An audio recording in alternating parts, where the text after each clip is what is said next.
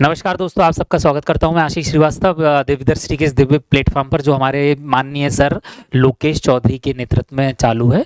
URO का मैं आपको 314 नंबर पेपर सॉल्व करा रहा हूं। ये पेपर सॉल्विंग नहीं है, सिर्फ आंसर नहीं है। आंसर तो आपको भी पता है, मुझे भी पता है। ये एक मिनी क्लास है जिसको मैं आपको करवाने वाला हूँ। और सबसे बड़ी चीज़ ये है कि एक क्वेश्चन में एक आंसर की जगह आपको बहुत कुछ सीखने को मिलेगा।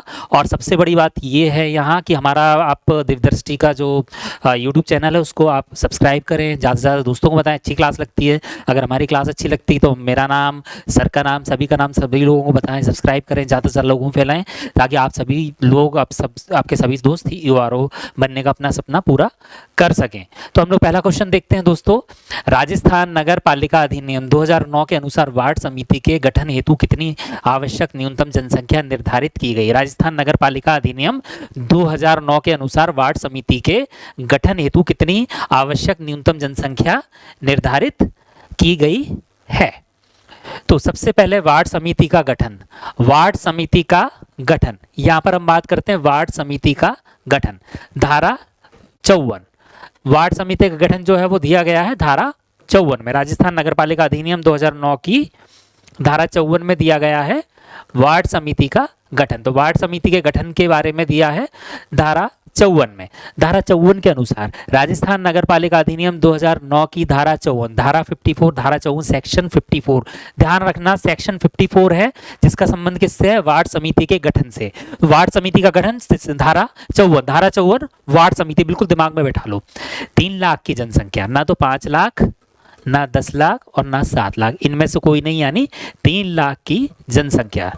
दोस्तों 3 लाख की जनसंख्या पर एक वार्ड समिति का गठन किया जाएगा धारा 54 के अनुसार। राजस्थान नगर पालिका अधिनियम 2009 की धारा 54 के अनुसार प्रत्येक 3 लाख की जनसंख्या के ऊपर एक वार्ड समिति का गठन किया जाएगा। इस वार्ड समिति के अंदर सभी सदस्य होंगे, उस वार्ड के सभी सदस्य होंगे, नगर पालिका के सभी सदस्य होंगे। इसके अलावा 5 व्यक्ति ऐसे नामित किए जाएंगे, नॉमिनेट किए जाएंगे। 5 व्यक्ति ऐसे जिनकी आयु 25 वर्ष से कम ना हो।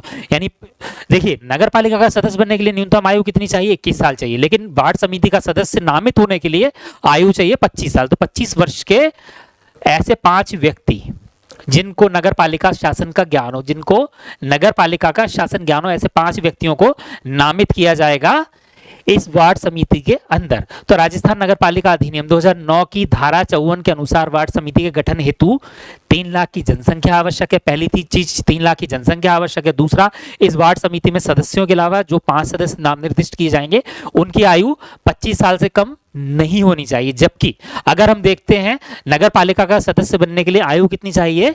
21 साल चाहिए। लेकिन नाम निर्दिष्ट होने के लिए आपको आयु का ध्यान रखना होगा। लेकिन यहां पर एक बात और ध्यान रखना, ऐसे किसी भी व्यक्ति को नॉमिनेट या नामित या नाम निर्दिष्ट नहीं किया जा सकता जो किसी भी कारण से नगर निगम का चुनाव लड़ने के लिए अयोग्य घोषित किया गया, उसको नाम निर्दिष्ट नहीं किया जा सकता धारा 54 के अनुसार। तो वार्ड समिति का गठन धारा 54, 3 लाख की जनसंख्या, 25 वर्ष आयु, 5 व्यक्ति नॉमिनेट और सभी सदस्य जिनकी आयु 21 वर्ष है। इसका काम क्या होता है वार्ड समिति का? अपने वार्ड में सफाई, स्वच्छता, रोशनी, इन सब का ध्यान रखना। ये सारे काम होते हैं वार्ड समिति के। तो हमारा पहला क्वेश्चन हो गया वार्ड समिति का गठन। अब हम लोग अगले क्वेश्चन पर आते हैं। अगला क्वेश्चन हमारा क्या है उसको हमें देखना होगा।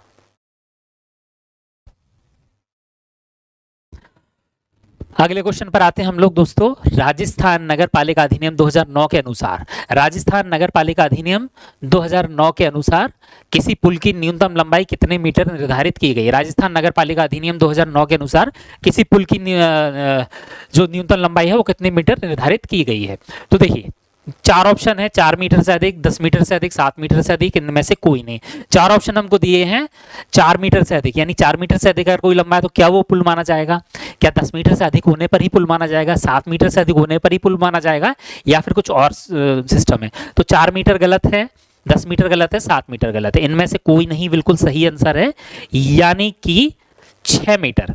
अगर 6 मीटर किसी भी पुल की लंबाई 6 मीटर या उससे अधिक है तो उसको पुल की श्रेणी में रखा जाता है। राजस्थान नगर पालिका अधिनियम 2009 की धारा 2 में परिभाषाएं दी हुई, तो इसमें पुल और पुलिया की परिभाषा दी गई है। पुलिया क्या होती है? पुलिया जो होती है वो क्रॉस ड्रेनेज संरचना होती है। ऊपर पुल होता है, नीचे से पानी निकलता है, ठीक है, उसको लोग क्रॉस करते हैं। अगर उसकी लंबाई 6 मीटर से कम है तो पुलिया कहा जाएगा, और 6 मीटर से अधिक है तो उसको पुल माना जाएगा। तो यहाँ राजस्थान नगर पालिका अधिनियम 2009 की धारा 2 के अनुसार पुल की जो लंबाई निर्धारित की गई है वो निर्धारित की गई है 6 मीटर। 6 मीटर से अधिक, 6 मीटर या 6 मीटर से अधिक लंबाई वाले उसको पुल माना जाता है। तो ये हमारी धारा 2। धारा 2 में सारी डेफिनेशंस दी गई है, बहुत सारी डेफिनेशंस दी गई है। तो इसमें से हमने पुल की डेफिनेशन देखी। अब आप कहेंगे सर आपने तो पेपर सॉल्व करा दी सर, पुल की बताई, तो मैं एक और बता देता हूं, न्यूसेंस के बारे में ही बताया गया। न्यूसेंस ऐसी चीज बताई गई है धारा 2 में जो सुनने में, करने में, देखने में घृणास्पद लगे, इसको न्यूसेंस कहते हैं। कोई व्यक्ति किसी भी लोगों आदमी को टॉर्चर करता है, परेशान करता है, वो न्यूसेंस की श्रेणी में आता है। धूल, धुआं, दुर्गंध, गंदगी, ये सब न्यूसेंस की श्रेणी में आता है। किसी व्यक्ति ने अपने घर में कुत्ता पाल रखा है, रात भर भौंकता है, पड़ोसियों को नींद नहीं आती, न्यूसेंस की श्रेणी में आएगा। कोई व्यक्ति अपने घर में विस्फोटक रखता है, न्यूसेंस की श्रेणी में आएगा। कोई व्यक्ति अपने घर में विस्फोटक बनाता है, न्यूसेंस की श्रेणी में आएगा। आपका कोई पड़ोसी अगर वेश्यावृत्ति करवाता है अपने घर में तो न्यूसेंस की श्रेणी में आएगा। इसको धारा 2 के अंतर्गत डिफाइन किया गया और ये अपराध की श्रेणी में आता है। तो राजस्थान नगर पालिका अधिनियम 2009 की धारा 2 हमको बताती है न्यूसेंस के बारे में, पुल पुलिया की लंबाई के बारे में जो भी डेफिनेशन, जहां भी परिभाषा की बात है वहां आप धारा 2 पर सीधे सीधे मोहर लगा दें, आपका आंसर सही होने की संभावना 99% तक होगी। राजस्थान नगर पालिका अधिनियम 2009 के अनुसार नगर पालिका का बजट प्राकलन कौन तैयार करता है? नगर पालिका का बजट प्राकलन कौन तैयार करता है? क्या महापौर तैयार करता है? नहीं। क्या उप महापौर तैयार करता? नहीं। क्या अध्यक्ष तैयार करता? नहीं। क्या मुख्य नगर पालिका अधिकारी तैयार करता है? यस। राजस्थान नगर पालिका अधिनियम 2009 के अनुसार नगर पालिका का बजट प्राकलन जो है वो मुख्य नगर पालिका अधिकारी बनाता है। राजस्थान नगर पालिका अधिनियम 2009 के अनुसार इसका जो बजट है वो मुख्य नगर पालिका अधिकारी बनाता है। कौन सी धारा के अंतर्गत? धारा 87। देखिए क्वेश्चन सीधे सीधे सॉल्व किया हमने, आंसर आपने देखा, लेकिन हम उसके अंदर जा रहे हैं, उसका ऑपरेशन कर रहे हैं। धारा 87 के अनुसार मुख्य नगर पालिका अधिकारी नगर पालिका का बजट प्राकलन तैयार करता है। बजट प्राकलन का मतलब होता है बजट का अनुमान, खर्चे का या व्यय का अनुमान। तो राजस्थान नगर पालिका अधिनियम 2009 की धारा 87 के अनुसार प्रत्येक 15 साल 15 जनवरी तक, प्रत्येक वर्ष 15 जनवरी से पहले तक मुख्य नगर पालिका अधिकारी बजट प्राकलन तैयार करके नगर पालिका के समक्ष प्रस्तुत कर देता है। नगर पालिका के समक्ष प्रस्तुत वो कर देता है और नगर पालिका को उस बजट को 15 फरवरी से पहले यानी 15 जनवरी तक तो बजट बनाना जरूरी है, प्राकलन बनाना जरूरी है, और 15 जनवरी तक उसे पास करके राज्य सरकार को सौंप देना जरूरी है। यानी 15 जनवरी बजट बनेगा, 15 फरवरी वो राज्य सरकार के पास नगर पालिका दौर जाएगा। बजट कौन बनाएगा? मुख्य नगर पालिका अधिकारी बनाएगा। कौन सी धारा लगेगी? धारा 87 लगेगी। तो राजस्थान नगर पालिका अधिनियम 2009 की धारा 87 के अनुसार बजट प्राकलन कौन तैयार करता है? तो बजट प्राकलन जो है वो धारा 87 के अनुसार मुख्य नगर पालिका अधिकारी बनाता है। और कब तक बनाता है? 15 जनवरी तक बनाता है। 15 जनवरी से पहले तक इसको सबमिट कराना जरूरी होता है और 15 फरवरी तक नगर पालिका इसको करता है। और कोई भी खर्चा जो होता है वो बजट प्राकलन के लागू होने के बाद ही होता है। ये था हमारा क्वेश्चन नंबर 3। अब हम आते हैं क्वेश्चन नंबर 4। राजस्थान नगर पालिका कार्य संचालन नियम 2009 के अनुसार नगर पालिका की बैठक के लिए नियत समय के कितने घंटे पश्चात तक यदि गणपूर्ति न हो तो बैठक स्थगित कर दी जाती है? राजस्थान नगर पालिका कार्य संचालन नियम 2009, राजस्थान नगर पालिका कार्य संचालन नियम 2009 के अनुसार नगर पालिका की बैठक के लिए नियत समय के कितने घंटे पश्चात तक यदि गणपूर्ति ना हो तो बैठक स्थगित कर दी जाएगी। मान लो बैठक का समय था 10 बजे और 11 बजे तक लोग नहीं आते हैं तो गणपूर्ति पूरी नहीं मानी जाती है और बैठक स्थगित कर दी जाती है। नहीं, ना तो 15 घंटा, ना 3 घंटा, ना 2 घंटा, कितना है? 1 घंटा। यदि राजस्थान नगर पालिका कार्य संचालन नियम 2009 के अनुसार यदि नियत समय के 1 घंटे के भीतर पूरी गणपूर्ति ना हो तो बैठक स्थगित कर दी जाती है। बैठक स्थगित करने का जो नियम है मैं आपको साफ बता देता हूं। नियम 7 बताता है गणपूर्ति के बारे में। नियम 7 राजस्थान नगर पालिका कार्य संचालन नियम 2009 का नियम 7 ध्यान रख लेना। नियम 7 का संबंध किससे है? गणपूर्ति से। गणपूर्ति कितनी मानी जाती है ये भी आप लोग ध्यान रखना। राजस्थान नगर पालिका कार्य संचालन नियम 2009 के नियम 7 के अनुसार गणपूर्ति जो है वो 1/3 होती है, 1/3 3, एक तिहाई सदस्य अगर उपस्थित नहीं है, एक तिहाई सदस्य अगर उपस्थित नहीं है तो गणपूर्ति नहीं मानी जाएगी और बैठक को स्थगित कर दिया जाएगा पीठासीन अधिकारी द्वारा और अगली तारीख दे दी जाएगी। 1 घंटे तक वेट किया जाएगा, 1 घंटे तक वेट किया जाता है। अगर 1 घंटे में नहीं होती है, पूर्ति नहीं मानते हैं, नहीं आते हैं लोग, उतने लोग नहीं आते हैं जितने की जरूरत है, बैठक रोक दी जाएगी। बैठक होगी ही नहीं क्योंकि गणपूर्ति नहीं, उतने लोग नहीं आए जितने की जरूरत थी।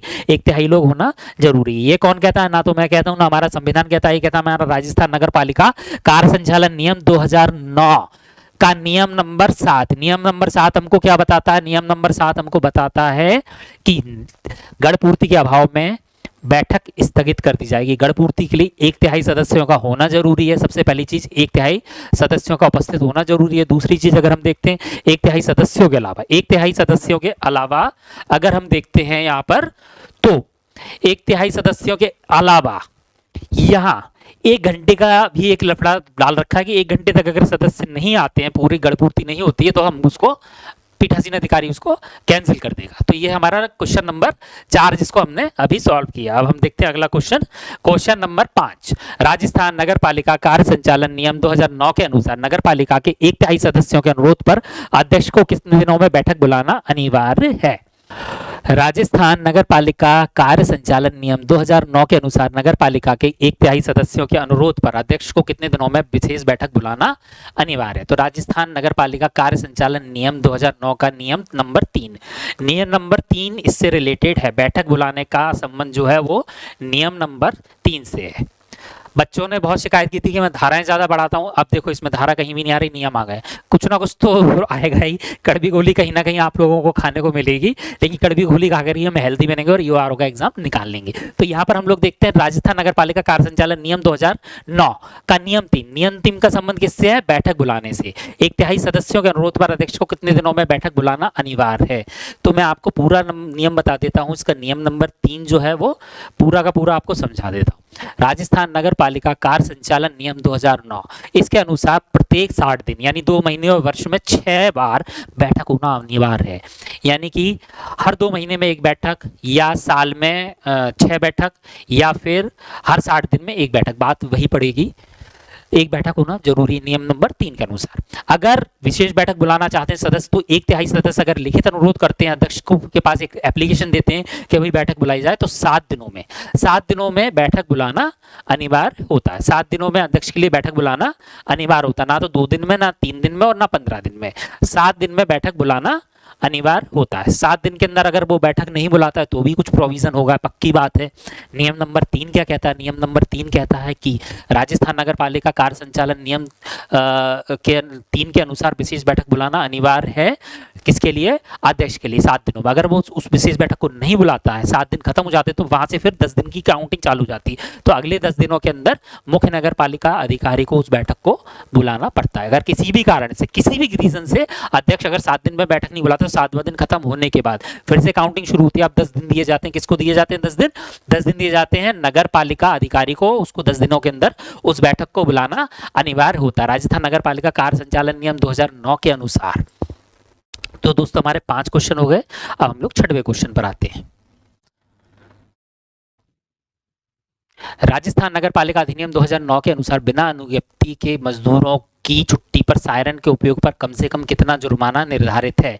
सबसे पहले तो आप देखो राजस्थान नगर पालिका अधिनियम 2009 के अनुसार बिना अनुज्ञप्ति मतलब लाइसेंस, बिना लाइसेंस या बिना अनुमति के मजदूरों की छुट्टी पर सायरन बजता है। उनके आने के लिए सायरन बजता है और जब लंच टाइम होता है तब भी सायरन बजता है और लंच टाइम खत्म होता है तब भी सायरन बजता है। अगर कोई कंपनी ऐसा सायरन बजाती है और उसके पास लाइसेंस नहीं तो कम से कम कितना जुर्माना उसके ऊपर लागू होगा? क्या 200 रुपये होगा, क्या 500 रुपये होगा, या 150 रुपये होगा, 300 रुपये होगा, या इनमें से कोई नहीं होगा? तो इसका है ना तो 200 रुपये है, ना 150 रुपये, ना 300 रुपये, इनमें से कोई नहीं। यानी कि अगर कोई भी कंपनी बिना लाइसेंस के, बिना अनुमति के सायरन का यूज करती है, सायरन बहुत तेज बजता है, पूरा लगभग आधा शहर हिल जाता है, तो धारा 283, राजस्थान नगर पालिका अधिनियम 2009 की धारा 283, धारा 283 का संबंध इससे है, यानी सायरन का संबंध किससे है? धारा 283 का। इसमें कम से कम 2000 रुपए, सबसे कम जुर्माना 2000 रुपए और अधिक से अधिक जुर्माना 5000 रुपए लगाया जाता है। राजस्थान नगर पालिका अधिनियम 2009 के अनुसार बिना अनुज्ञप्ति के मजदूरों की छुट्टी पर सायरन के उपयोग पर कम से कम कितना जुर्माना निर्धारित है? तो धारा 283 का संबंध किससे है? सायरन के उपयोग से संबंधित है। इसमें कम से कम जुर्माना 200 रुपए है और अधिक से अधिक जुर्माना 5000 रुपया है। तो यह है राजस्थान नगर पालिका अधिनियम 2009 की धारा 283। धारा 283 बताती है, ध्यान रखना, धारा 283 कंपनी द्वारा सायरन का इस्तेमाल मजदूरों को बुलाने के लिए धारा 283 बताती है कि अगर बिना अनुमति के, बिना लाइसेंस के आप अगर मजदूरों की छुट्टी और उस पर सायरन का उपयोग करेंगे तो आप पर धारा 283 के तहत 2000 रुपए का कम से कम और 5000 रुपए का अधिकतम जुर्माना लगाया जा सकता है। ना तो 200 रुपए लगेंगे, ना 150 रुपए लगेंगे, ना 300 रुपए लगेंगे, सीधे 2000 रुपए का फटका लगेगा। और अगर दिमाग घूम गया नगर पालिका वालों का तो वो 5000 तक भी लगा सकते हैं। तो 2000 से 5000 के बीच में, न्यूनतम 2000, अधिकतम 5000 रुपए। तो 6 क्वेश्चन हमने सॉल्व कर रहे दोस्तों।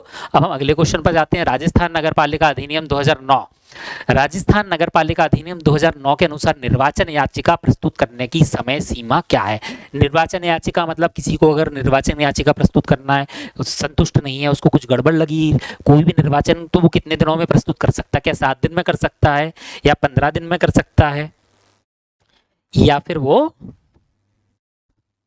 30 दिन में कर सकता? तो राजस्थान नगर पालिका अधिनियम 2009 की धारा 30, राजस्थान नगर पालिका अधिनियम 2009 की धारा 31 और धारा 31, राजस्थान नगर पालिका अधिनियम 2009 की धारा 31। धारा 31 हमको क्या बताती है?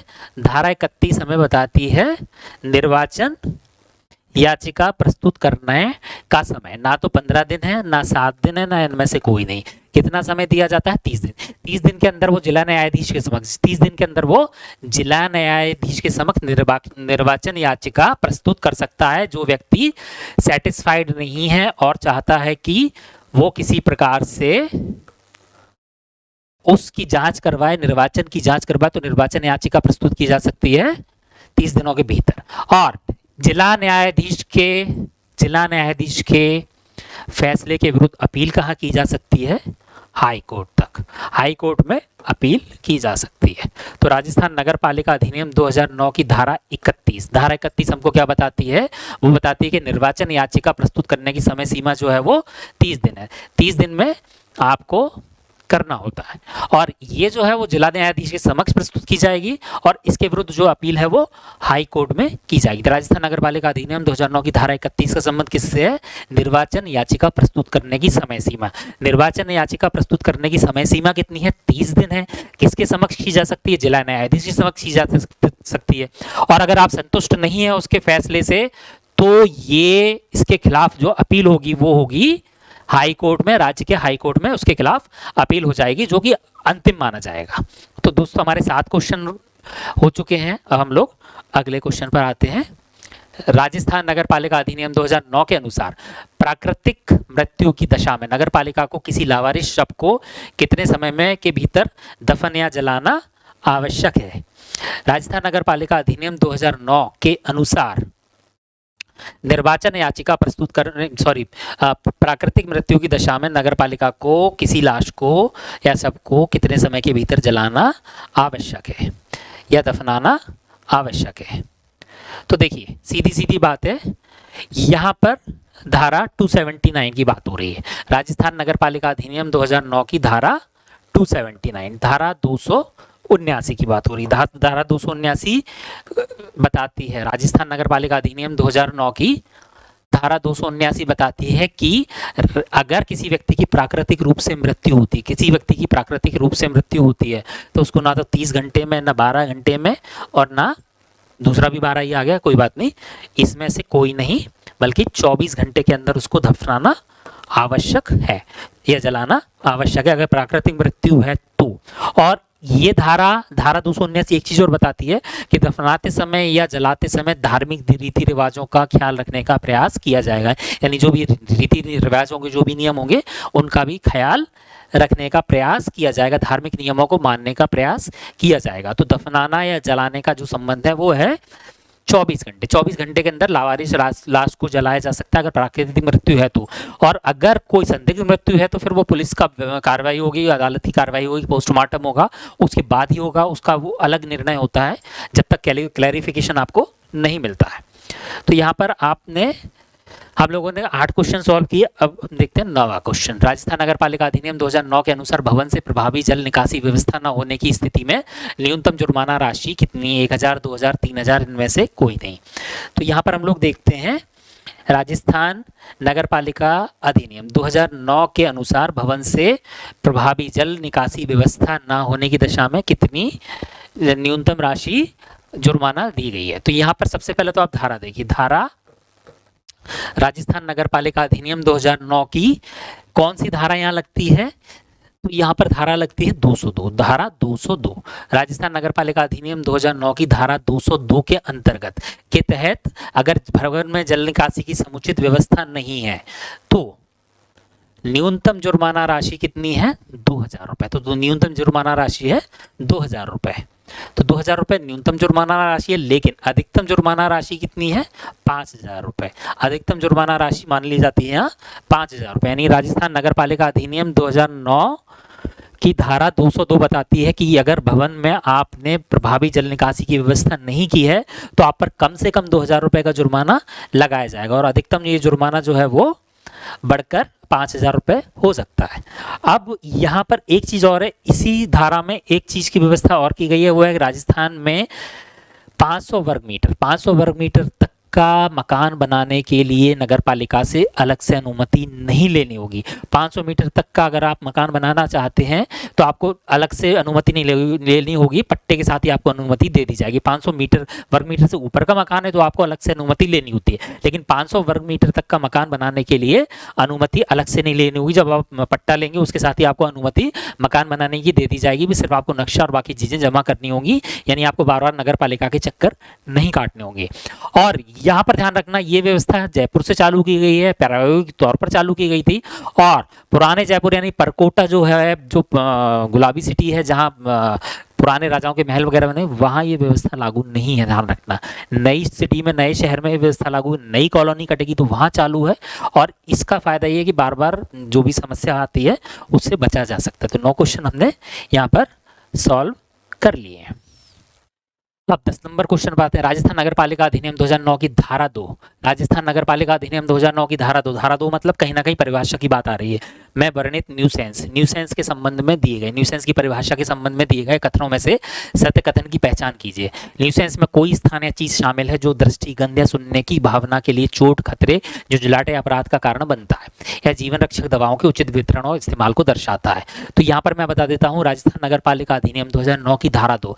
राजस्थान नगर पालिका अधिनियम 2009 की धारा 2 हमें बताती है न्यूसेंस की परिभाषा। न्यूसेंस वो चीज होती है जो देखने में, सुनने में, स्वास्थ्य के लिए हानिकारक हो, गंदी लगे, जो अपराध का कारण बने, उसको कहते हैं न्यूसेंस। तो पहला तो हमारा सही है, यह जीवन रक्षक दवाओं के उचित वितरण और इस्तेमाल को दर्शाता है। बिल्कुल गलत है, हमारा केवल एक ऑप्शन सही है। यानी राजस्थान नगर पालिका अधिनियम 2009 की धारा 2 हमें बताती है कि परेशानी पैदा करने वाला व्यक्ति, वस्तु, घृणाकारी चीज, स्वास्थ्य के लिए हानिकारक, मिट्टी, धूल, धुआं, प्रदूषण, कंपन, ये सारी चीजें न्यूसेंस में आती है। कोई उत्पीड़क व्यक्ति है, किसी को परेशान करने वाला व्यक्ति है, वो भी न्यूसेंस की श्रेणी में आएगा। कोई व्यक्ति अपने घर में कुत्ता पालता है, रात भर भौंकता है, वो रोकता नहीं है, लोगों की नींद खराब होती है, न्यूसेंस की श्रेणी में आएगा। कोई व्यक्ति अपने घर में विस्फोटकों को जमा करके रखता है, न्यूसेंस की श्रेणी में आएगा। कोई व्यक्ति अपने घर में गंदगी जमा करके रखता है, बदबू फैलाता है, न्यूसेंस की श्रेणी में आएगा। कोई व्यक्ति अपने घर में विस्फोटक बनाने की फैक्ट्री चलाता है, न्यूसेंस की श्रेणी में आएगा। आपका कोई पड़ोसी है जो घर में वेश्यावृत्ति करवाता है, न्यूसेंस की श्रेणी में आएगा। तो राजस्थान नगर पालिका अधिनियम 2009 की धारा 2 ने परिभाषाएं बताई हैं, बहुत सारी परिभाषाएं बताई हैं। 1-2 परिभाषा आपसे एग्जाम में पूछी जाएगी, न्यूसेंस की पूछने की संभावना बहुत ज्यादा है। इसको आप थोड़ा सा समझ लेना, ध्यान कर लेना, शायद पूछ ली जाए। राजस्थान नगर पालिका अधिनियम 2009 की धारा 2 में निर्दिष्ट गांव, अर्थात भारत के गांव का संबंध संविधान के किस अनुच्छेद के तहत निर्दिष्ट है? 243, 213, 240, 143। तो राजस्थान नगर पालिका अधिनियम 2009 की धारा 2 में निर्दिष्ट गांव, निर्दिष्ट भारत के गांव, निर्दिष्ट भारत के गांव का संबंध संविधान के किस अनुच्छेद के तहत है? तो यहाँ पर मैं सीधे पहले आपको आंसर बता देते हैं, संविधान के अनुच्छेद 243 के तहत है, ना 213 है, ना 240 है, ना 143 है। तो राजस्थान नगर पालिका अधिनियम को अभी छोड़िए, अभी हम संविधान की बात कर रहे हैं, धारा 2 को भी छोड़िए, संविधान के अनुच्छेद 243 यानी संविधान का भाग 9 अनुच्छेद 243 भारत के गांव की बात करता है। भारत के गांव की बात की गई है। भारत के संविधान के 9वें भाग अनुच्छेद 243 में गांव की बात की गई है और राजस्थान नगर पालिका अधिनियम 2009 की धारा 2 में गांव की परिभाषा दी गई है। राजस्थान नगर पालिका अधिनियम 2009 की धारा 2 में सिर्फ गांव की परिभाषा दी गई है, जबकि हमारा संविधान जो है भाग 9 अनुच्छेद 243 गांव के बारे में बताता है, ग्राम पंचायतों के बारे में बताता, पूरा का पूरा एक प्रावधान दिया है अनुच्छेद 243 से अनुच्छेद 243 ओ तक दिया हुआ है, यानी काफी लंबा चौड़ा गांव का दिया है, पंचायती राज पूरा दिया है, भाग 9 है इसमें ये जोड़ा गया था और इसके बाद फिर इसमें गांव के बारे में बताया गया। तो हमारा सही ऑप्शन उत्तर है अनुच्छेद 243। याद कर लेना, भारतीय गांव संविधान का अनुच्छेद 243, संविधान का अनुच्छेद 243 के संबंधित है भारतीय गांव से। और राजस्थान नगर पालिका अधिनियम की धारा 2 में उस गांव की परिभाषा दी गई है जिस गांव का वर्णन अनुच्छेद 243 भाग 9 में दिया हुआ है। भारत के संविधान के भाग 9 अनुच्छेद 243 में गांव के बारे में, भारत के गांवों के बारे में वर्णन दिया गया है।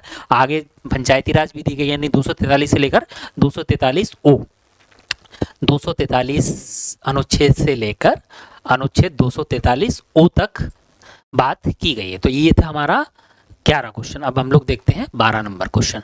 राजस्थान नगर पालिका अधिनियम 2009 के किस अध्याय में इस अधिनियम का नाम और शीर्षक दिया गया?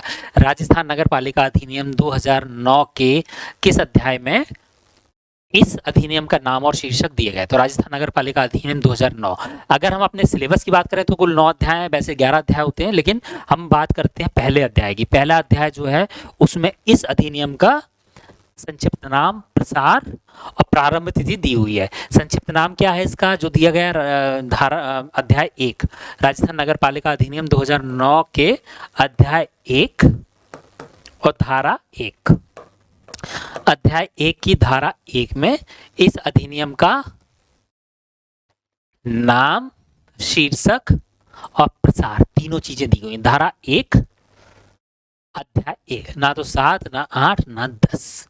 तो राजस्थान नगर पालिका अधिनियम 2009 के अध्याय 1 की धारा 1 में इस अधिनियम का नाम दिया गया है राजस्थान नगर पालिका अधिनियम 2009। इसका प्रसार कहां तक है? राजस्थान के पूरे राजस्थान में इसका प्रसार है, पूरे राजस्थान में। किसको छोड़कर? छावनी क्षेत्रों को छोड़कर। छावनी क्षेत्रों को छोड़कर इस अधिनियम का पूरे राजस्थान में प्रसार है। सर, छावनी क्षेत्र होता क्या है? छावनी क्षेत्र वह क्षेत्र होता है जहां सिविलियन और सशस्त्र बल दोनों ही कार्य करते हैं। सिविलियन और सशस्त्र बल दोनों कार्य करते हैं, छावनी क्षेत्रों में रहते हैं।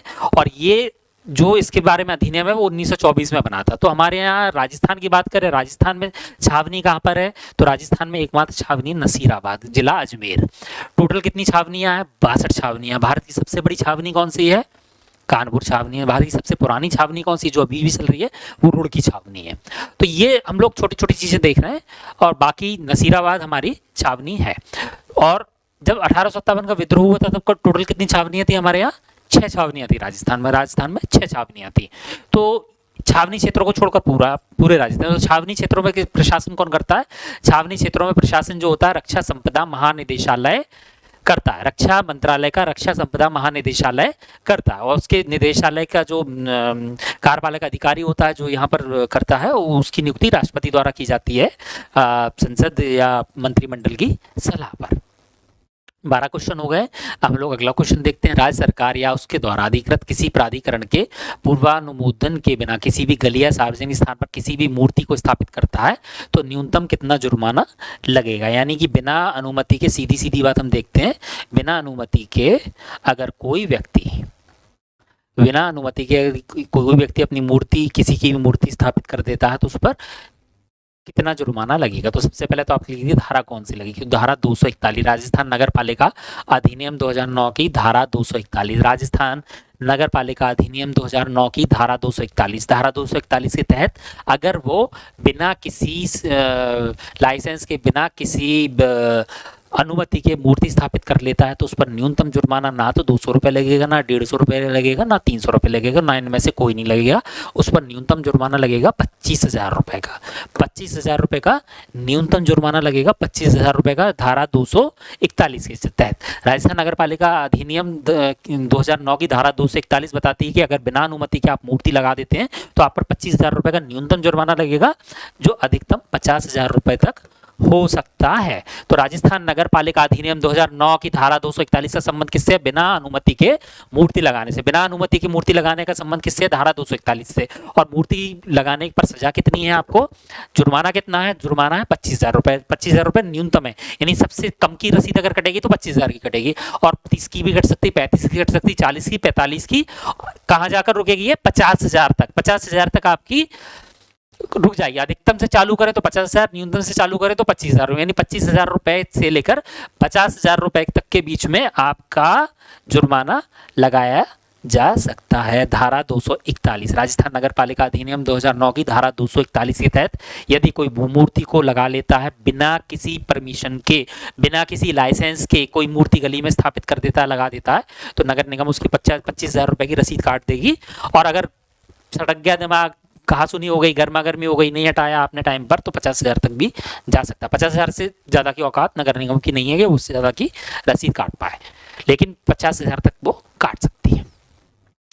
13 क्वेश्चन के बाद हम लोग अगला क्वेश्चन देखते हैं। 14 क्वेश्चन, राजस्थान नगर पालिका अधिनियम 2009 की धारा 250 का संबंध निम्नलिखित में से किससे? राजस्थान नगर पालिका अधिनियम 2009 की धारा 250 का संबंध निम्नलिखित में से किससे है? तो धारा 250 का संबंध जो है वो परिसर के भीतर पशुओं से न्यूसेंस रोकने की शक्ति जो राजस्थान नगर पालिका की है उससे है। तो राजस्थान नगर पालिका अधिनियम 2009 में परिसरों के भीतर पशुओं से न्यूसेंस रोकने की शक्ति का संबंध किससे है? धारा 250। धारा 250 का संबंध किससे? परिसरों के भीतर जो जानवर पाले जाते हैं उनके द्वारा न्यूसेंस रोकने की शक्ति है नगर पालिका की 250। ये धारा नगर पालिका का अधिकार देती है कि अगर किसी प्रकार का न्यूसेंस होता है, कोई ऐसा जानवर जो लाइसेंस ये पालतू है और खुले में घूमता पाया जाता है, तो उसको कैद करके उसका विक्रय किया जा सकता है। अगर कोई जानवर ऐसा इन्फेक्टेड है और किसी का पालतू भी है तो उसको मारा भी जा सकता है। जैसे रेबीज से पीड़ित कोई कुत्ता वगैरह होता है तो उसको मारा जा सकता है, अपनी कस्टडी में ले सकते हैं और उस पर जुर्माना भी लगाया जा सकता है उसके मालिक पर। तो यह धारा 250, राजस्थान नगर पालिका अधिनियम 2009 की धारा 250।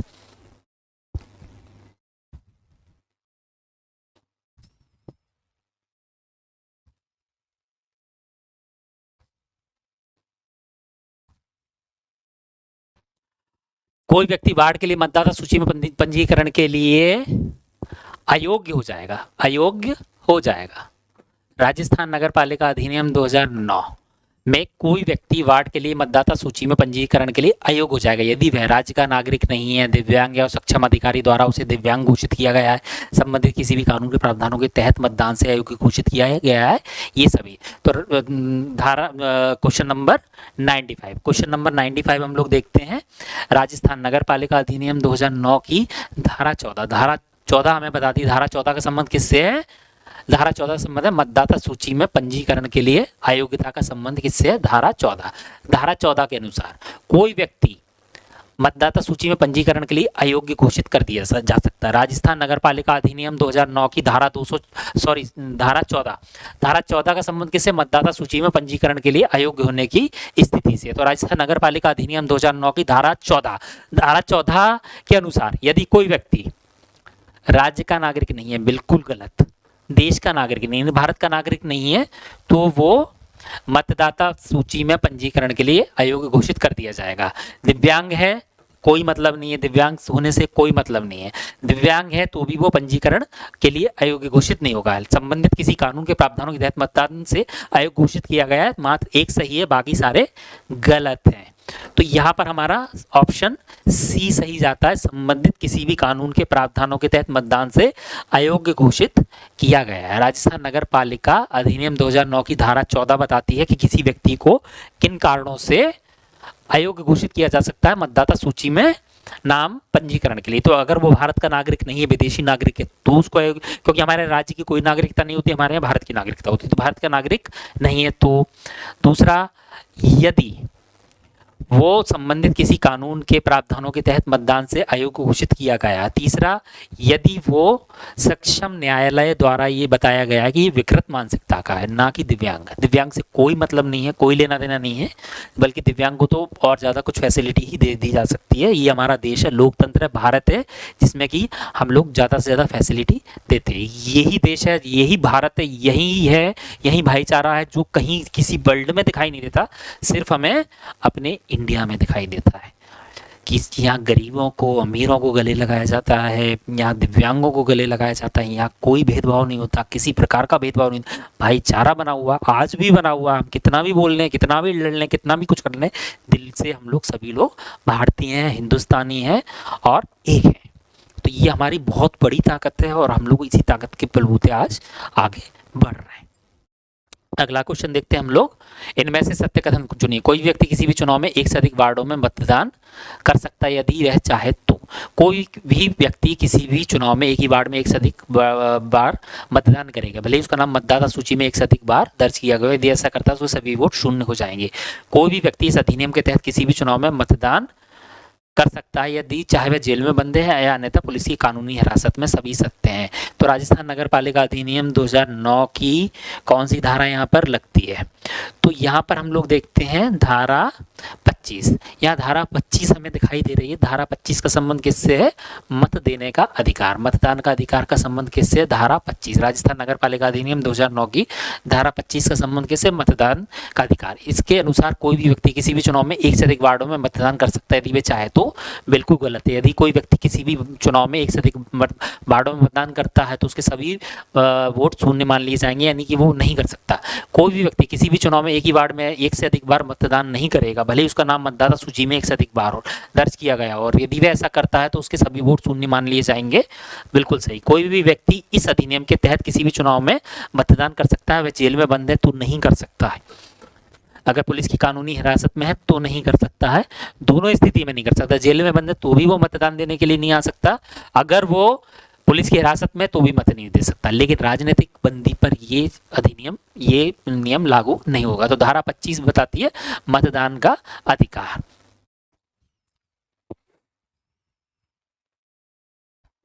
राजस्थान नगर पालिका अधिनियम, अब यहाँ पर आ गया छावनी परिषद के कार्यकारी अधिकारी की नियुक्ति कौन करता है? तो सीधी बात है, हम देखते हैं धारा 1 हमें बताती है राजस्थान नगर पालिका अधिनियम 2009 का प्रसार जो है पूरे राजस्थान में सिवाय छावनी क्षेत्र को छोड़कर। तो छावनी क्षेत्र का प्रशासन कौन करता है? छावनी क्षेत्र का प्रशासन करता है रक्षा मंत्रालय का रक्षा संपदा महानिदेशालय।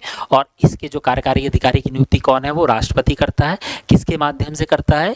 वो करता है अपने संसद में, केंद्रीय सरकार जो होती है उसकी जो कैबिनेट होती है, प्रधानमंत्री और उसके मंत्रिमंडल की सलाह पर करता है। यहाँ तक तो हमने देख लिया छावनी परिषद। छावनी परिषद होती क्या है? छावनी क्षेत्र ऐसे क्षेत्र होते हैं जहाँ पर सिविलियन और सशस्त्र दल दोनों का निवास होता है और यहाँ पर नगर पालिका का कानून नहीं चलता। यहाँ पर रक्षा संपदा महानिदेशालय का कानून चलता है और उसके जो कार्यकारी अधिकारी की नियुक्ति राष्ट्रपति मंत्रिमंडल की सलाह पर करता है, जिसकी अध्यक्षता प्रधानमंत्री करता है। यहाँ तक तो ठीक है। अब देश में कुल कितनी छावनी है? तो देश में अगर हम बात करें कुल कितने छावनी हैं तो हम लोगों को दिखाई देता है अगले क्वेश्चन में। अगला क्वेश्चन हमको यहीं से मिलता है। देश भर में कुल कितने छावनी बोर्ड हैं? 61, 62, 63, 64। तो मैं आपको पहले बता देता हूँ, आंसर पहले बताऊंगा फिर समझाऊंगा, ताकि आपको ये पता चल जाए कि मैं सिर्फ पेपर सॉल्व नहीं कर रहा हूँ, मैं पूरी क्लास ले रहा हूँ। तो देश भर में कितने छावनी क्षेत्र हैं? देश भर में कुल 62 छावनी क्षेत्र है। सबसे पहली चीज, देश भर में कुल 62 छावनी क्षेत्र है। राजस्थान में कुल कितने छावनी क्षेत्र? नसीराबाद जिला अजमेर राजस्थान में छावनी क्षेत्र जिला नसीराबाद, नसीराबाद जिला अजमेर है। देश भर में 17 लाख, देश भर में 17.3 लाख एकड़ भूमि पर छावनी क्षेत्र फैले हुए हैं। देश भर में कितनी भूमि पर छावनी क्षेत्र है? तो छावनी क्षेत्र जो है देश भर में 17 लाख एकड़ भूमि, 17 लाख एकड़ भूमि पर कुल 62 छावनी क्षेत्र फैले हुए हैं। तो राजस्थान नगर पालिका को छोड़ो, अभी आप यहाँ देखो देश भर में कितने छावनी बोर्ड है? 62 हैं, जो 17 लाख एकड़ भूमि पर फैले हुए हैं। और कितने राज्यों में फैले हुए हैं? ध्यान रखना, 19 राज्यों में फैले हुए हैं। 19 राज्यों में ये फैले हुए हैं। 19 राज्यों में 62 छावनी क्षेत्र हैं, जिनकी कुल भूमि अगर नापी जाए तो 17 लाख भूमि एकड़ इसमें आ जाती है। तो टोटल हो जाता है ये। अब हम बात करते हैं 62 छावनीय क्षेत्र, ठीक है। 1857 का जब विद्रोह हुआ था तो राजस्थान में कितने छावनी क्षेत्र है? तो कुल 6 छावनी क्षेत्र है। राजस्थान में 1862 के विद्रोह के समय कुल 6 छावनी क्षेत्र थे, जिसमें से एक नसीराबाद थी जो आज भी मौजूद है। जिसमें से एक नसीराबाद थी वो आज भी मौजूद है। इसके अलावा ब्यावर, खैरवाड़ा, नीमच, अरिनपुरा, देवली और नसीराबाद अभी भी मौजूद है, जिला अजमेर। राजस्थान में अभी वर्तमान में नसीराबाद मौजूद है।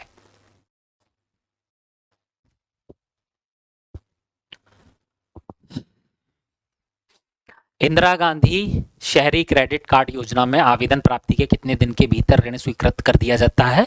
ऐसा कोई पाबंद नहीं है, लेकिन ऑलमोस्ट कितने दिनों में कर दिया जाता है? क्या 23 दिन में, 11 दिन में या 17 दिन में? तो ओवरऑल 25 दिनों के अंदर ऋण स्वीकृत करने का एक नियम बनाया हुआ है कि 25 दिनों में ऋण स्वीकृत कर दिया जाता है। ना तो 23 दिन दिए जाते हैं, ना 11 दिन दिए जाते हैं, ना 17 दिन। डॉक्यूमेंट्स की जाँच होती है, बाकी वेरिफिकेशन होता है, सारी कार्रवाई करने में ऑलमोस्ट 24 से 25 दिनों का दिन समय लगता है। तो इंदिरा गांधी शहरी क्रेडिट कार्ड योजना में आवेदन प्राप्ति के 25 दिनों के अंदर ऋण स्वीकृत कर दिया जाता है। ये योजना कब से प्रारंभ हुई थी? तो 6 अगस्त सन 2021 से ये योजना प्रारंभ हुई थी। इंदिरा गांधी शहरी क्रेडिट कार्ड योजना 6 अगस्त सन 2021 से प्रारंभ हुई और इसमें 31 मार्च तक का समय दिया है। और दूसरी चीज, इसमें कितना ऋण दिया जाता है? तो इसमें उन छोटे व्यापारियों को जिनकी जो मंथली इनकम है 15 लाख से कम या पूरे परिवार की इनकम 50,000 से कम है, उनको 50,000 रुपए का ऋण दिया जाता है अपना उद्योग स्थापित करने के लिए, और साल भर में 12 किस्तों में उसका पैसा वापस लिया जाता है। और इस पर ऋण पर ब्याज कितना लिया जाता है? तो ब्याज मुक्त ऋण है। 50,000 रुपए की एक आपको रकम दी जाती है ताकि आप अपना बिजनेस स्टार्ट कर सकें।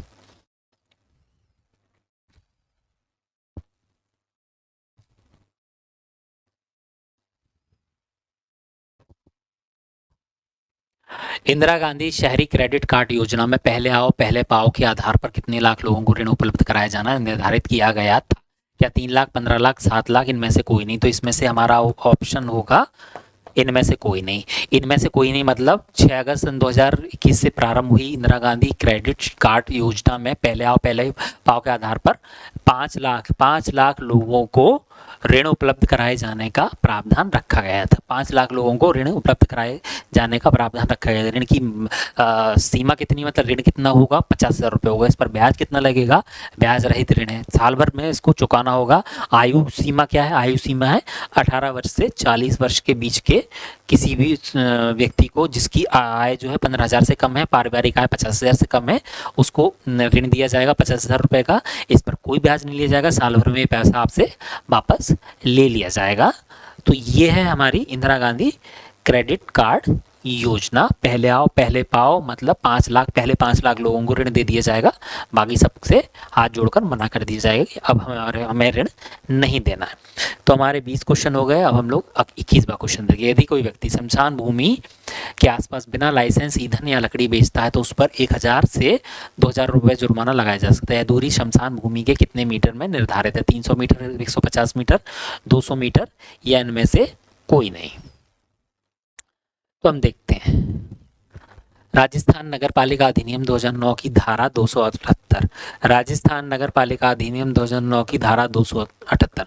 आप लोग कहेंगे सर आप सबसे पहले अगर लपक के कहीं पहुंचते हो तो धारा पर पहुंचते हो, मजबूरी है बेटा, धारा थोड़ी सी हमको याद करनी पड़ेगी। तो धारा 278, धारा 278 बताती है शमशान भूमि के आसपास बिना लाइसेंस ईंधन या लकड़ी बेचता है तो उस पर 1,000 से 2,000 रुपये जुर्माना लगाया जाएगा। उस पर 1,000 रुपये से 2,000 रुपये तक जुर्माना लगाया जा सकता है। दूरी शमशान भूमि के 200 मीटर के दायरे में मानी गई है। यानी कि अगर 200 मीटर के अंदर अंदर वो बिना लाइसेंस के लकड़ी, कंडे और ईंधन वगैरह बेचता है जो जलाने पर यूज़ होता है, शमशान भूमि में यूज़ होता है, तो उस पर 1,000 रुपये से 2,000 रुपये तक का जुर्माना लगा दी जाएगा। किसके तहत?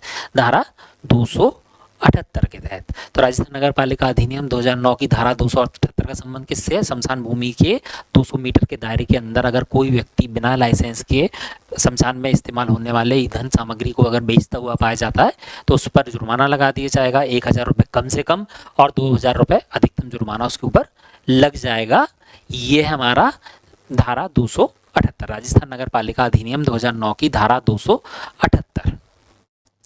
जयपुर, जोधपुर और कोटा में दो नगर निगम कब से स्थापित किए गए? तो अक्टूबर 2019, अक्टूबर 2018, अक्टूबर 2016, इनमें से कोई नहीं। तो राजस्थान नगर पालिका अधिनियम 2009 की धारा कोई भी नहीं लगेगी, यहाँ जनरल क्वेश्चन है। तो अक्टूबर 2009 से जयपुर, जोधपुर और कोटा में दो नगर निगम स्थापित किए गए। जयपुर में 2 नगर निगम है, जयपुर ग्रेटर और जयपुर हेरिटेज। तो यहाँ पर 2 हैं, जोधपुर में है जोधपुर उत्तर और जोधपुर दक्षिण नगर निगम, यहाँ पर भी 2 हैं।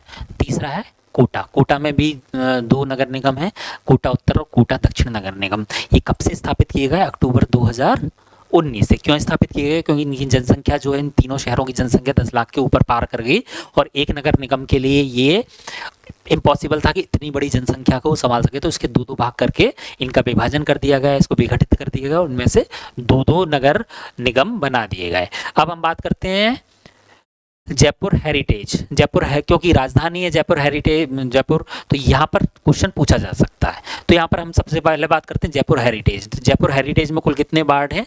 तो जयपुर हेरिटेज में कुल मिलाकर 100 वार्ड बनाए गए, 100 वार्ड जयपुर हेरिटेज में। तो जयपुर हेरिटेज में कितने वार्ड हैं? 100 वार्ड हैं। जयपुर ग्रेटर की बात करते हैं। अगर जयपुर ग्रेटर की बात करें तो जयपुर ग्रेटर में कुल कितने वार्ड हैं? तो यहाँ कुल 150 वार्ड हैं। तो दोनों चीज़ों में हम देखते हैं जयपुर ग्रेटर और जयपुर हेरिटेज। जयपुर हेरिटेज में 100 वार्ड बनाए गए हैं, जयपुर ग्रेटर में 150 वार्ड बनाए गए हैं। और जयपुर नगर निगम जो है वो स्थापित हुआ था सही मायने में 1994 में, जब कि हमारा संविधान संशोधन हुआ था। यहाँ पर जयपुर राजस्थान में कुल कितने नगर निगम है? यहाँ पर आपको छोटी छोटी जानकारी मैं देना चाहूँगा, छोटी सी जानकारी आप ले लो। जयपुर में कुल कितने नगर निगम है? तो जयपुर में 7 शहरों में 10 नगर निगम है। पहली चीज़, जयपुर में 7 शहरों में 10 नगर निगम हैं। उनमें से 3 शहर जयपुर, कोटा और जोधपुर में 2 नगर निगम है। जयपुर में हेरिटेज और ग्रेटर के नाम से, जोधपुर में जोधपुर उत्तर और जोधपुर दक्षिण, और कोटा में कोटा उत्तर और कोटा दक्षिण। जोधपुर नगर निगम की स्थापना कब हुई थी? तो जोधपुर नगर निगम की स्थापना 1884 में हुई थी। जोधपुर नगर निगम की स्थापना 1884 में हुई थी। जोधपुर नगर निगम की स्थापना 1884 में हुई थी।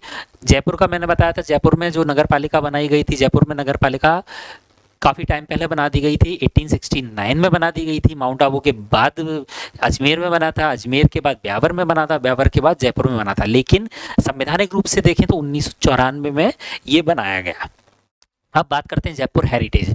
जयपुर हेरिटेज में कुल 100 वार्ड हैं, जयपुर ग्रेटर में कुल 150 वार्ड हैं। 2 चीज़ें हैं, मैं बार बार एम्फेसाइज कर रहा हूँ, बार बार आपको बताने की कोशिश कर रहा हूँ कि जयपुर ग्रेटर और जयपुर हेरिटेज में से क्वेश्चन पूछे जाने की संभावना है। तो पहला क्वेश्चन तो यही बनता है कि जयपुर के नगर निगम के कितने पार्ट हैं? 2 पार्ट हैं। नाम क्या है उनके? उनके नाम है जयपुर ग्रेटर और जयपुर हेरिटेज। इसमें वार्ड कितने कितने हैं? 100 वार्ड हैं और 150 वार्ड है। लिख कर रख लो, मेरा एक्सपीरियंस बोल रहा है क्वेश्चन पूछा जा सकता है। तो हम लोग थोड़ा सा और अंदर तक चले जाते हैं कि जयपुर ग्रेटर क्या है और जयपुर ये क्या है। तो जयपुर ग्रेटर की जो महापौर है वो है मिसेज मुनीश गुर्जर। मिसेज मुनीश गुर्जर जो है वो जयपुर ग्रेटर की महापौर है। और जयपुर हेरिटेज की जो है वो मिसेस मुनीश गुर्जर हैं, जयपुर हेरिटेज की। जयपुर हेरिटेज की महापौर मुनीश गुर्जर हैं। जयपुर ग्रेटर की जो है वो सौम्या गुर्जर है। जयपुर ग्रेटर की सौम्या गुर्जर महापौर या मेयर बनाए गए। तो ये 2-3-4 चीज़ें मैंने आपको एक्स्ट्रा दे दी हैं, इनको आप ध्यान रखना। राजस्थान में कुल 10 नगर निगम है, 7 शहरों में 10 नगर निगम है और जयपुर, जोधपुर और कोटा में 3-3 नगर निगम है। उसमें से जोधपुर की स्थापना 1884 में हुई थी, जबकि जयपुर की 1869 में ही हो चुकी थी। लेकिन संवैधानिक रूप से 1994 में पूरा जो नगर निगम था वो स्थापना हुआ। और अगली बात हम देखते हैं तो जयपुर में 2 नगर निगम बना रखे हैं, उनके नाम है हेरिटेज और ग्रेटर। हेरिटेज में कितने वार्ड हैं? 100 वार्ड हैं। ग्रेटर में कितने वार्ड हैं? 150 वार्ड है। 12वीं अनुसूची में कितनी कार्यात्मक मदें शामिल हैं जिन्हें नगर पालिकाओं के दायरे में रखा गया है? इनमें पुल और सड़कें, जलापूर्ति, शहरी नियोजन आदि शामिल हैं। तो राजस्थान नगर पालिका अधिनियम 2009, राजस्थान नगर पालिका अधिनियम 2009 से हटकर ये क्वेश्चन है। ये 12वीं अनुसूची की बात कर रहा है, ये 73 और 74वें संविधान संशोधन की बात कर रहा है। इसके अनुसार कुल 18 मदें शामिल की गई हैं, कुल 18 मदें शामिल की गई हैं नगर पालिका के कार्य शासन के लिए। इसमें सड़कें, जल, स्वास्थ्य, इन सब का प्रबंधन किया गया। तो इनमें सड़कें, स्वास्थ्य, जल, इन सब का प्रबंधन किया गया। तो कुल मिलाकर 1992 के 74वें संविधान संशोधन द्वारा 1974 के 92 के 74वें संविधान संशोधन द्वारा नगर पालिका शासन को जो है वो दे दिया गया था पूरी तरह से। हम लोगों ने संवैधानिक रूप दे दिया था और संवैधानिक रूप देने के बाद इसकी कुल 18 मदें निर्धारित की गई हैं।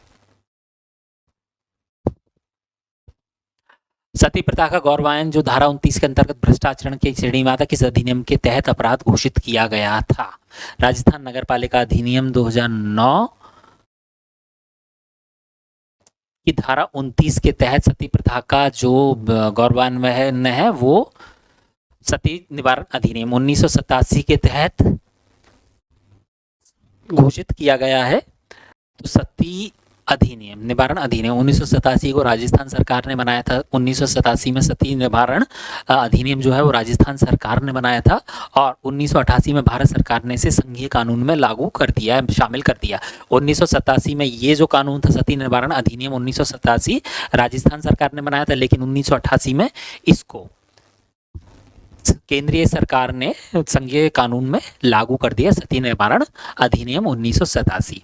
इस कानून के तहत यदि कोई व्यक्ति किसी औरत को सती होने के लिए उकसाता है या सती होने के लिए मजबूर करता है तो उसको आजीवन कारावास से लेकर मृत्युदंड तक की सजा का प्रावधान इस कानून ने किया। इस कानून ने बताया है कि यदि कोई व्यक्ति किसी औरत को, किसी लेडी को जो विधवा हो जाती है उसको सती होने के लिए बाध्य करता है या उकसाता है तो उसको मृत्युदंड तक की सजा दी जा सकती है भारतीय दंड संहिता के तहत।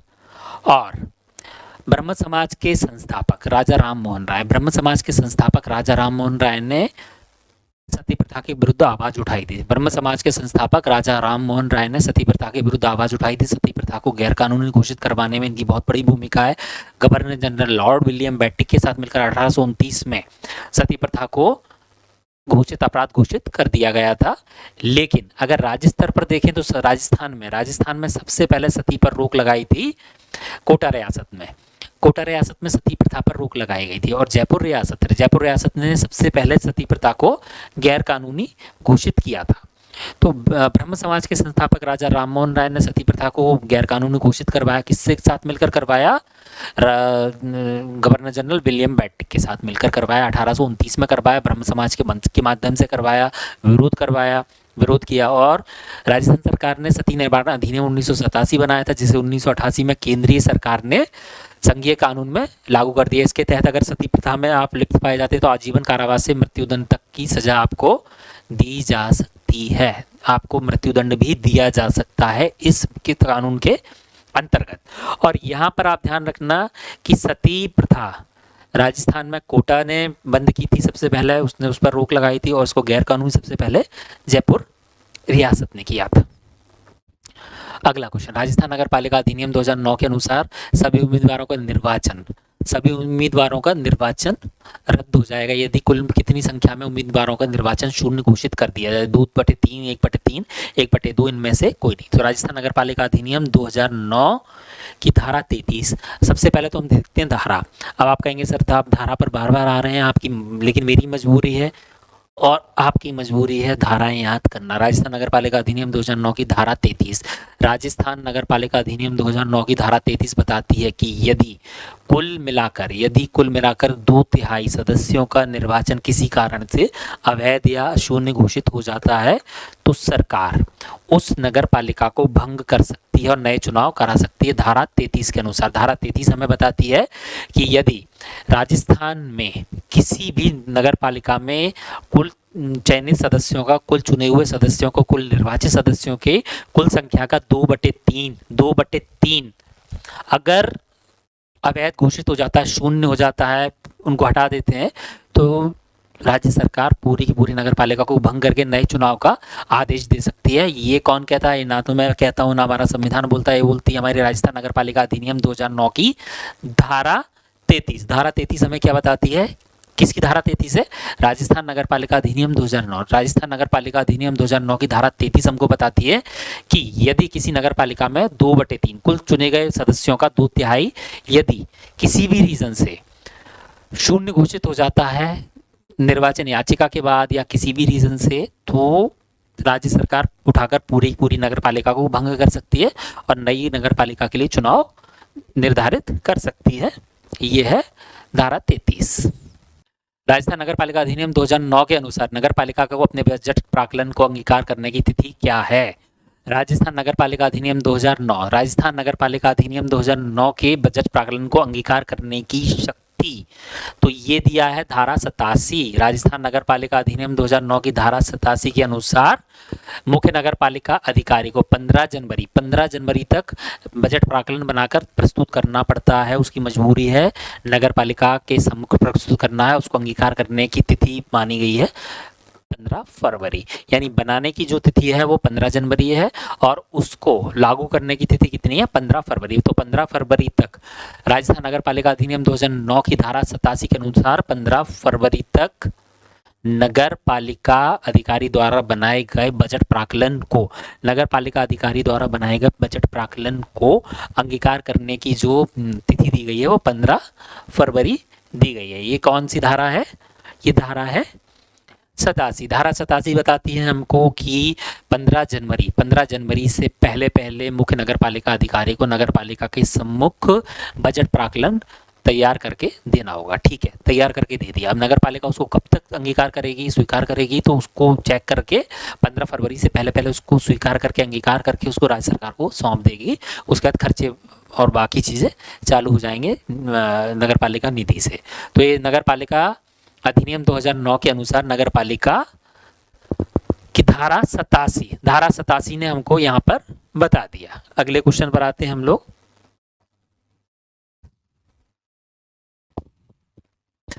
राजस्थान नगर पालिका अधिनियम 2009 के अनुसार नगर पालिका के अधिशेष धन का क्या किया जाएगा? क्या वो बचत में निवेश होगा, संचित निधि में होगा, लोक कल्याणकार में होगा, या इनमें से कोई नहीं होगा? तो यहाँ पर हम लोग देखते हैं धारा 86। राजस्थान नगर पालिका अधिनियम 2009 की धारा 86 हमें बताती है अधिशेष धन जो राजस्थान की नगर पालिका के पास जो अधिशेष धन होता है वो धारा 86 से संबंधित है। तो धारा 86 अधिशेष धन से संबंधित है।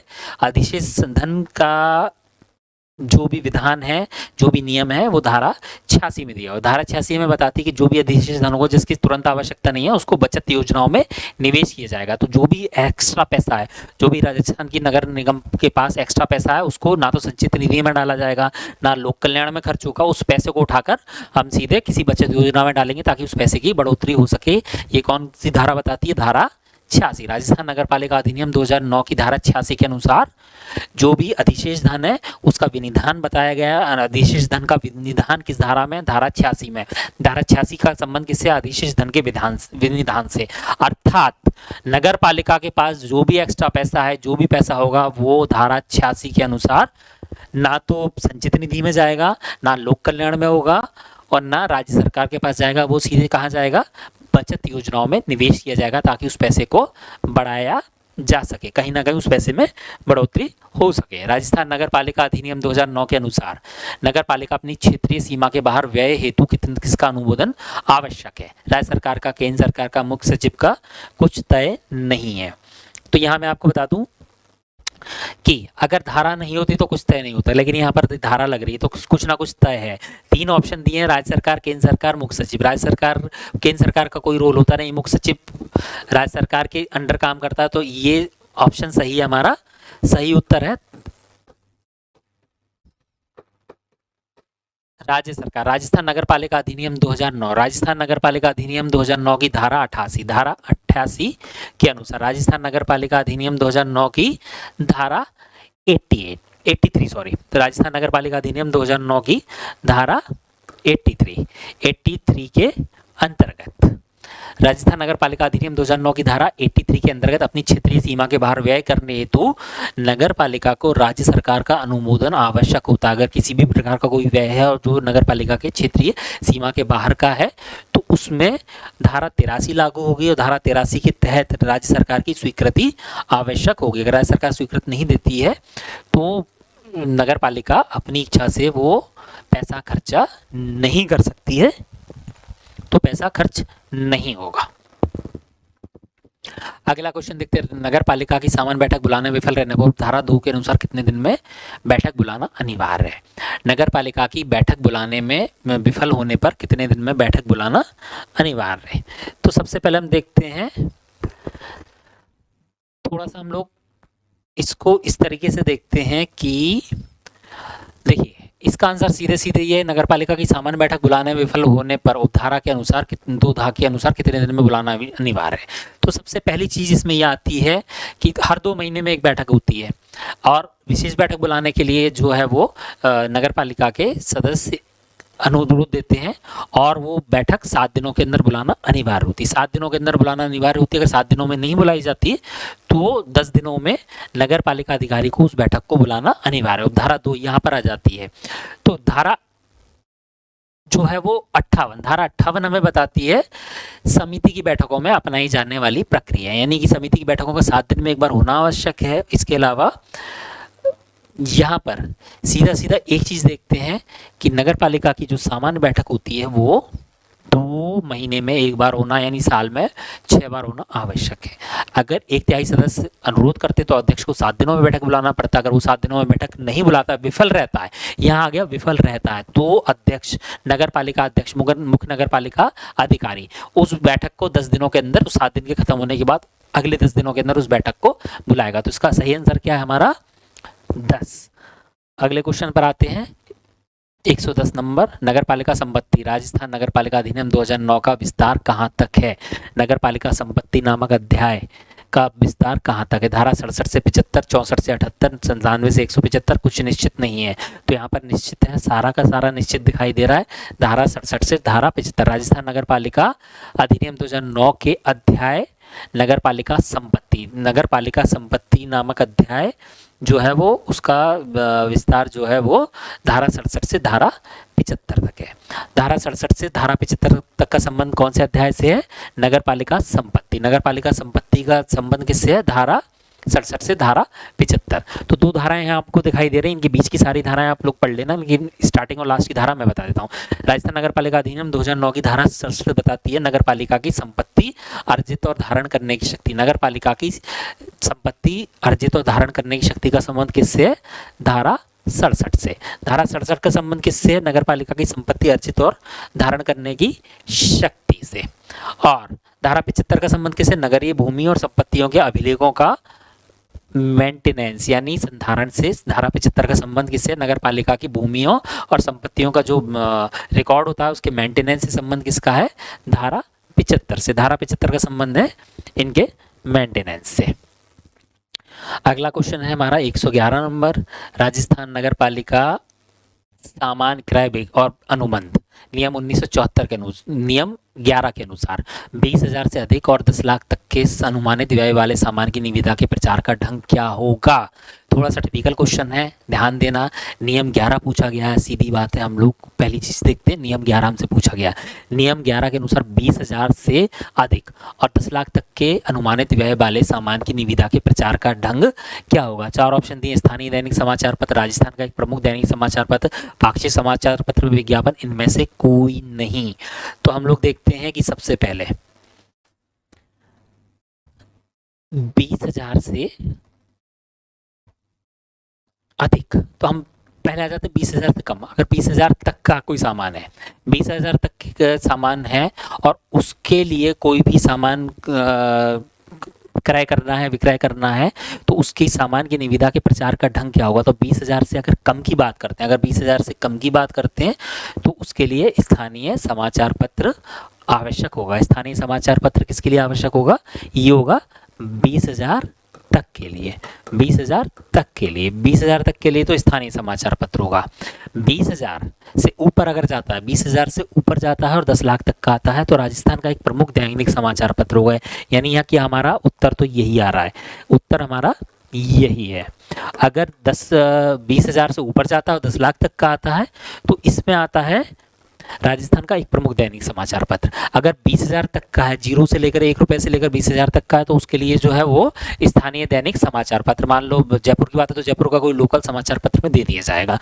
20,000 से ऊपर है और 10 लाख तक का, 20,000 से ऊपर तक का है और 10 लाख तक का है तो राजस्थान के कोई भी प्रमुख दैनिक समाचार पत्र में उसका विज्ञापन दिया जाएगा। राजस्थान के किसी भी दैनिक समाचार पत्र में उसका विज्ञापन दिया जाएगा।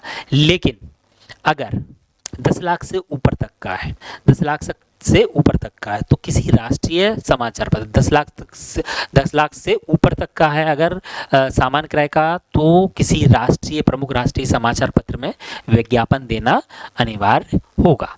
तो यहाँ पर हम देखते हैं राजस्थान नगर पालिका सामान्य क्रय विक्रय, सामान्य क्रय और अनुबंध नियम 1974 के नियम 11 के अनुसार 20,000 से अधिक और 10 लाख तक के अनुमानित व्यय वाले सामान की निविदा के प्रचार का ढंग क्या होगा, तो इसके लिए राजस्थान का एक प्रमुख दैनिक समाचार पत्र पकड़ा जाएगा, उसके अंदर विज्ञापन दे दिया जाएगा। 20,000 से कम का है तो लोकल समाचार पत्र चलेगा और 10 लाख से ऊपर तक का है तो पूरा एक राष्ट्रीय समाचार पत्र जो होगा वो समाचार पत्र को में विज्ञापन दिया जाएगा। अगला क्वेश्चन, राजस्थान नगर पालिका सामान्य क्रय और अनुबंध नियम 1974 के अनुसार 5 लाख तक की लागत का कार्य कितने दिनों में पूर्ण किया जाना आवश्यक है। यानी 5 लाख तक की लागत का अगर कार्य होता है तो कितने दिनों में किया जाना आवश्यक है। तो सबसे पहले तो आप इसमें देख लीजिए नियम कौन सा लगता है, नियम 14 की बात कर रहे हैं लोग। इस तरह का जो भी क्वेश्चन आएगा वो नियम 14 से रिलेटेड होगा। यानी राजस्थान नगर पालिका सामान्य क्रय और अनुबंध नियम 1974 के अनुसार 5 लाख तक की लागत का कार्य कितने दिनों में किया जाना है। तो लागत के कार्य किसी संबंधित कोई भी क्वेश्चन है उसमें नियम 14 बताता है। नियम 14 हमको क्या बताता है ये आप देख लीजिए, तो उसके बाद अपने आप आंसर हमारा निकाला गया। नियम 14 हमें बताता है कि अगर 5 लाख से 10 लाख तक का है, यानी कि 5 लाख तक की लागत का है तो उसके लिए समय दिया जाएगा 1 महीना। 5 लाख तक की लागत तक का जो है उसके लिए 1 महीना, यानी हमारा उत्तर क्या आ जाता है यहाँ पर 1 महीना आ जाता है। 5 लाख से 10 लाख के बीच, अगर 5 लाख से अधिक और 10 लाख से कम है, यानी 5 लाख से 10 लाख के बीच में है तो उसके लिए कितना समय दिया जाएगा, 2 महीने का समय दिया जाएगा कार्य पूर्ण करने के लिए। 5 लाख तक के लागत के लिए 1 महीना, 5 लाख से ऊपर और 10 लाख तक की लागत के लिए 2 महीना।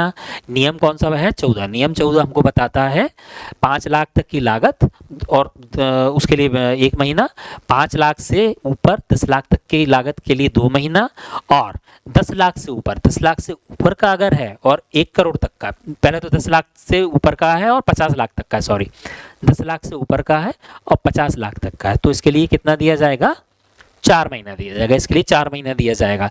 यानी कि 1 महीने की बात है तो 5 लाख तक की बात है तो 1 महीने का टाइम दे देंगे। 5 लाख से 10 लाख तक की बात है तो 2 महीने का टाइम दिया जाएगा। 10 लाख से 50 लाख तक का जो लागत का कार्य है उसको 4 महीने में करना अनिवार्य होगा नियम 14 के अनुसार। लेकिन अगर 50 लाख से 1 करोड़ तक का मामला, अगर 50 लाख से 1 करोड़ तक का मामला है तो कितना टाइम दिया जाएगा, 50 लाख से 1 करोड़ तक का मामला है तो इसके लिए जो है वो 6 माह दिए जाएंगे, 6 माह दिए जाएंगे। 50 लाख से 1 करोड़ तक का लागत का जो कार्य है उसके लिए पूरे के पूरे आपको 6 माह दिए जाएंगे। लेकिन यहाँ पर आप लोग ध्यान रखना 1 करोड़ तक का मामला है, 1 करोड़ से ऊपर का जो मामला है वो कौन निश्चित करेगा, वो बोर्ड निश्चित करेगा। यानी 1 करोड़ तक का मामला तो यहाँ पर होगा लेकिन 1 करोड़ से ऊपर के खर्चे का लागत के मामले के लिए अभी कुछ निर्धारित नहीं है, वो बोर्ड डिसाइड करेगा कि इतने दिनों में आपको करके देना है। तो राजस्थान नगर पालिका सामान्य क्रय और अनुबंध नियम 1974 के अनुसार 5 लाख तक की लागत, 5 लाख से कम लाख की लागत, 5 से 10 के बीच की लागत, 10 से 50 की लागत और 50 से 1 करोड़ तक की लागत का क्लियर दिया हुआ 1 महीना, 2 महीना, 4 महीना और 6 महीना। 5 लाख, 5 से 10 लाख, 10 से 50 लाख और 50 से 1 करोड़। अगला क्वेश्चन देखते हैं, राजस्थान नगर पालिका सामान्य क्रय अनुबंध नियम 1974 के कौन से नियम के अनुसार कोई संविदा बाध्यकारी नहीं होगी जब तक कि सभी नियमों और अधिनियमों का पालन न किया जाए। तो राजस्थान नगर पालिका सामान्य क्रय और विक्रय अनुबंध 1974 हमको क्या बताता है? तो 1974 हमको बताता है नियम 16 हमको बताता है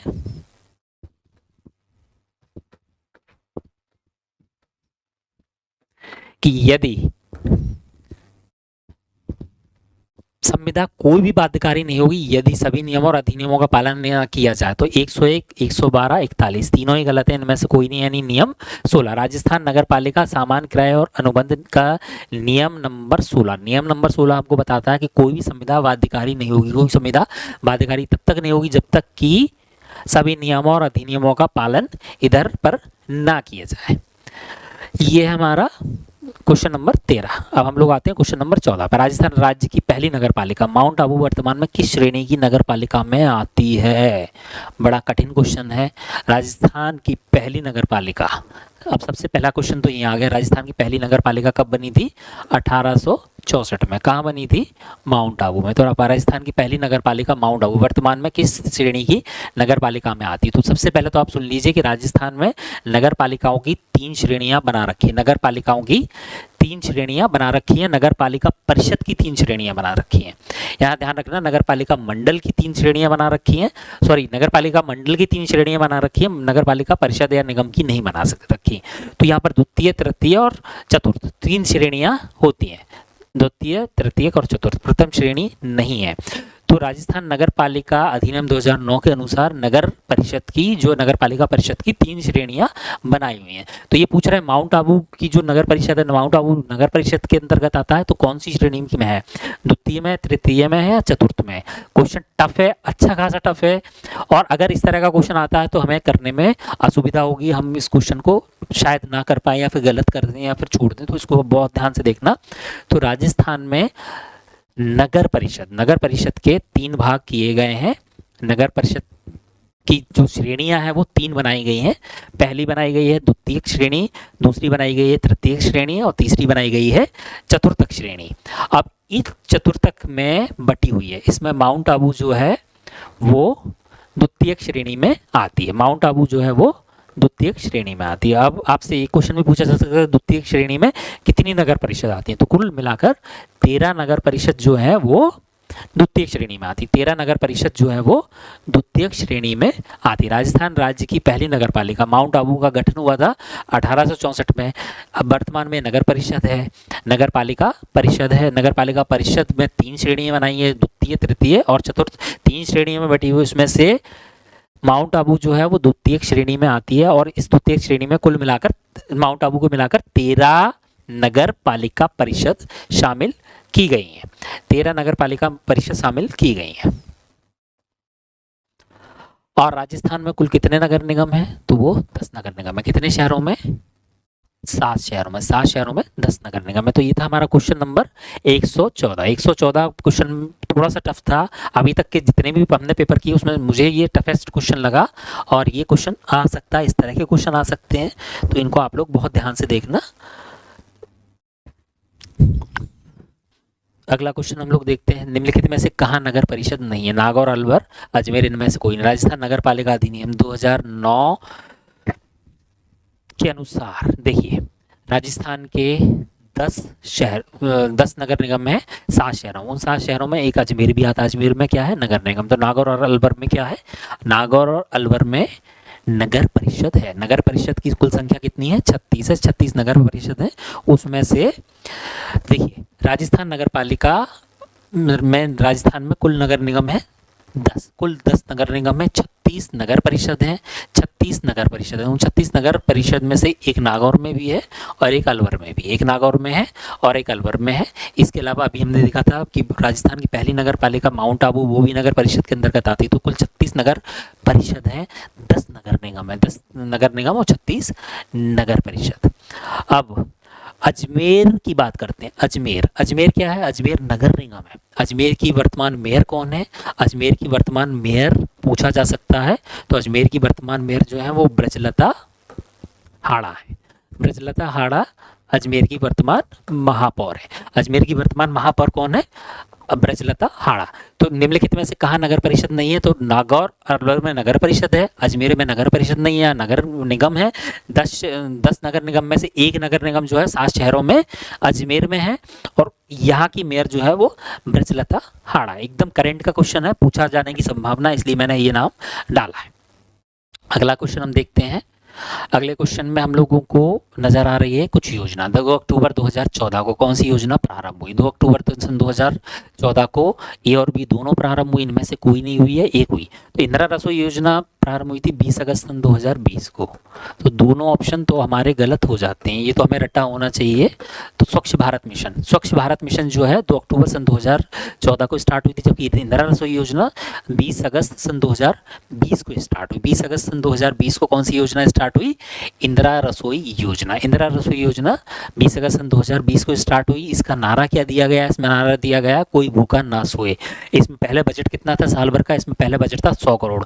2023 का बजट आया, 2023 के बजट में गहलोत सरकार ने 700 करोड़ रुपए हर साल इंदिरा रसोई योजना के लिए खर्चा दिया है। इसमें 25 रुपए में आपको भरपेट सम्मान पूर्वक भोजन दिया जाता है, 8 रुपए आपसे लिए जाते हैं, 17 रुपए सरकार लगाती है, और जीएसटी और करों का भुगतान भी सरकार देती है। यानी कि आपको 8 रुपए में भरपेट भोजन मिलता है, 100 ग्राम दाल मिलती है, 100 ग्राम सब्जी मिलती है, 250 ग्राम रोटी मिलती है और अचार मिलता है। ये आपको पूरा खाना मिलता है, भरपेट स्वास्थ्य पूर्वक और पौष्टिक भोजन मिलता है, मात्र 8 रुपए में। इंदिरा रसोई योजना में 20 अगस्त सन 2020 से चालू हुई, जिसका नारा है कोई भूखा ना सोए। 100 ग्राम दाल, 100 ग्राम सब्जी, 250 ग्राम रोटियां और अचार, ये है हमारी इंदिरा रसोई योजना। अगला क्वेश्चन देखते हैं 17 नंबर 117। राजस्थान नगर पालिका सामान्य क्रय और अनुबंध नियम 1974 के अनुसार निम्नलिखित में से किस मामले के लिए निविदा आमंत्रित करना अपेक्षित नहीं होगा? राजस्थान राज्य कृषि उद्योग निगम का माल खरीदने हेतु, राजस्थान हथकरघा परियोजना बोर्ड से माल खरीदने हेतु, ए और बी दोनों इनमें से कोई नहीं। तो इसमें सीधी सीधी बात है कि सरकारी जो भी चीज़ होगी, स्टेट गवर्नमेंट होगी, उसके लिए जरूरत होगा ही नहीं। स्टेट गवर्नमेंट का कोई भी वेंचर होगा, उसका जो माल खरीदना वो निविदा के द्वारा नहीं आएगा, वो डायरेक्ट खरीदा जाएगा। तो राजस्थान नगर पालिका सामान्य क्रय और अनुबंध नियम 1974 के अनुसार निम्नलिखित में से किस मामले के लिए निविदा आवेदन करना आवश्यक नहीं है? तो राजस्थान राज्य कृषि उद्योग निगम का माल खरीदने हेतु, राजस्थान हथकरघा परियोजना बोर्ड से माल खरीदने हेतु हमें किसी प्रकार की निविदा की आवश्यकता नहीं होगी। ये कौन बताता है? ये ना तो मैं बताता हूँ, ना हमारा संविधान बताता है। ये कौन बता रहा है? ये हमको बता रहा है राजस्थान नगर पालिका सामान्य क्रय और अनुबंध नियम नंबर 6, नियम नंबर 6 हमको बता रहा है। नियम नंबर 6 क्या बताता है कि कुछ मामलों में निविदा की आवश्यकता नहीं होगी, डायरेक्ट माल खरीदा जा सकता है। जैसे राजस्थान राज्य कृषि उद्योग निगम का माल खरीदने तो किसी प्रकार का टेंडर नहीं लगेगा, डायरेक्ट ये माल होगा। राजस्थान हथकरघा परियोजना बोर्ड का माल जो होगा वो डायरेक्ट होगा। राष्ट्रीय कपड़ा निगम का माल अगर खरीदना है तो किसी प्रकार का कोई टेंडर नहीं खुलेगा, उसमें भी हम लोगों को डायरेक्ट माल खरीदने की सुविधा होगी। इसके अलावा राजस्थान राज्य लघु उद्योग निगम का माल खरीदना है तो कोई टेंडर नहीं लगेगा, वहां भी आप खरीद सकते हैं। इसके अलावा खादी ग्राम उद्योग बोर्ड का माल खरीदना है तो उसमें भी टेंडर नहीं लगेगा, वहां भी आपको डायरेक्ट माल खरीदने की सुविधा होगी। राष्ट्रीय कपड़ा विभाग, राजस्थान राज्य लघु उद्योग निगम, राजस्थान राज्य कृषि उद्योग निगम, राजस्थान हथकरघा परियोजना बोर्ड, राजस्थान खादी ग्रामोद्योग, राष्ट्रीय कपड़ा विभाग, इन सब का माल खरीदने के लिए किसी प्रकार का कोई भी टेंडर आवश्यक नहीं होगा। 18 नंबर क्वेश्चन देखते हैं 118। राजस्थान नगर पालिका कार्य संचालन नियम 2009 के अनुसार नगर पालिका की बैठक की कार्यसूची कौन तैयार करता है? राज्यपाल करता है, कलेक्टर करता है, या दोनों मिलकर करते हैं? इनमें से कोई नहीं, कंफ्यूज कर दिया। राज्यपाल करता है या कलेक्टर करता है, दोनों मिलकर करते हैं। तीनों ही मुझे तो सही लग रहा है, इनमें से कोई नहीं, मुश्किल लग रहा है। राजस्थान नगर पालिका कार्य संचालन नियम 2009 के अनुसार इनमें से कोई नहीं तो गलत है, इनमें से कोई नहीं तो गलत है। या फिर दोनों मिलकर करते हैं गलत, या कलेक्टर मिलकर करता है गलत है, या राज्यपाल।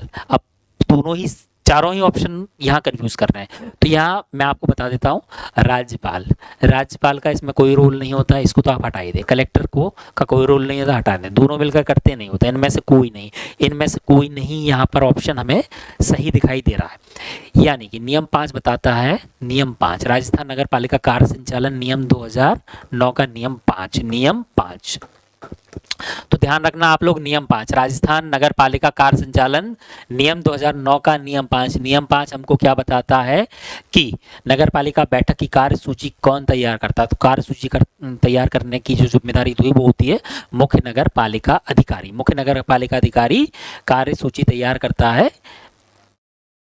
नगर पालिका की बैठक की कार्यसूची तैयार करता है मुख्य नगर पालिका अधिकारी। किस नियम के तहत करता है? नियम 5 के तहत करता है। अगला क्वेश्चन हम लोग देख लेते हैं, राजस्थान नगर पालिका अधिनियम 2009 की धारा 175 का संबंध निम्नलिखित में से किससे है? राजस्थान नगर पालिका अधिनियम 2009 की धारा 175 का संबंध किससे? नागरिक सर्वेक्षण और मास्टर विकास योजना तथा योजना तैयार करना, उपगत व्यय की वसूली, अपराधिकृत विकास या योजना से असंगत उपयोगी शास्ति या पुनर्विकास स्कीम। तो अब डायरेक्ट याद रख लो, राजस्थान नगर पालिका अधिनियम 2009 की धारा 175 का संबंध किससे? पुनर्विकास स्कीम। राजस्थान नगर पालिका अधिनियम 2009 की अनुसार पुनर्विकास स्कीम का संबंध किससे? धारा 175। धारा 175 का संबंध किससे? पुनर्विकास स्कीम। दोनों को आप लोग ध्यान रखना, पुनर्विकास स्कीम धारा 175 पुनर्विकास स्कीम।